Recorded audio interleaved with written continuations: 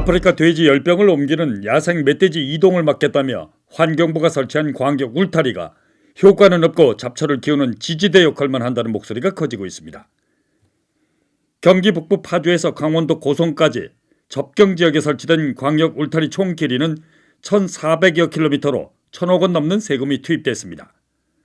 간선도로와 이면도로, 논과 밭, 마을 입구와 산속에 있는 길에도 울타리가 있습니다. NGN 뉴스는 지난해 보도를 통해 광역 울타리가 3종 4종 주먹구구식으로 설치되고 있다는 점을 지적했습니다. 일정한 기준도 없이 주먹구구식으로 2종, 3종, 심지어 4종으로 설치된 곳도 있습니다. 이와 함께 울타리가 잡초에 덮여 미관을 크게 해칠 것이라는 지적도 있습니다. 넝쿨 식물들이 울타리를 타고 자랄 수 있는 지지대 역할을 하기 때문에 국토변과 주변 경관을 크게 해치고 있기 때문입니다. 우려했던 점은 현실이 됐습니다. 야생 멧돼지 이동을 차단하기 위해 설치된 광역 울타리가 보시는 것처럼 잡초에 덮여 미관을 크게 해치고 있습니다. 울타리가 보이지 않을 정도로 칡넝쿨과 잡초가 숲을 이루고 있습니다.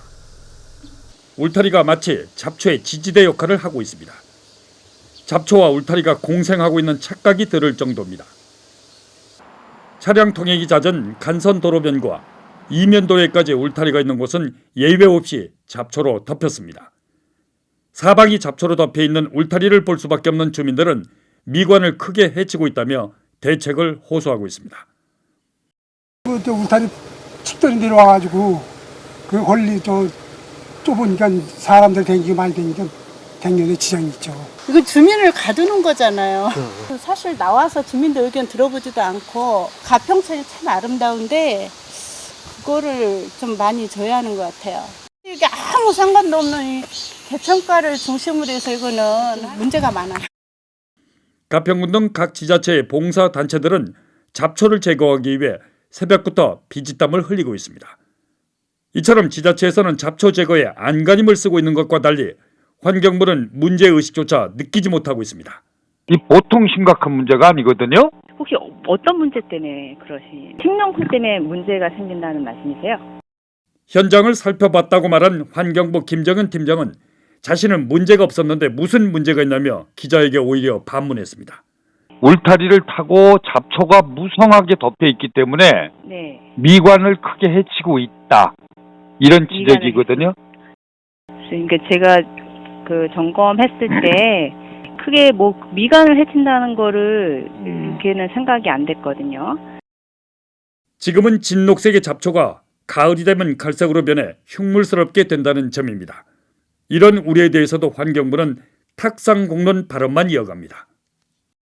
울타리를 타고 있는 잡초를 제거해야 될 필요성에 대해서는 어떻게 생각하시는지요? 필요한 지역에는 잡초를 제거를 해야 되겠죠. 예. 누가 해야 되죠? 그거는 아직 검토를 뭐 해봐야 되는 거기 때문에. 1,000km가 넘는 광역 울타리를 주먹구구식으로 설치한 환경부. 이번엔 잡초로 뒤덮인 광역 울타리가 미관을 크게 해치고 있다는 지적에도 모르쇠로 일관하고 있습니다. 탁상공론의 표본인 환경부 관계자의 말을 다시 한번 들어보시겠습니다. 칡넝쿨 때문에 문제가 생긴다는 말씀이세요?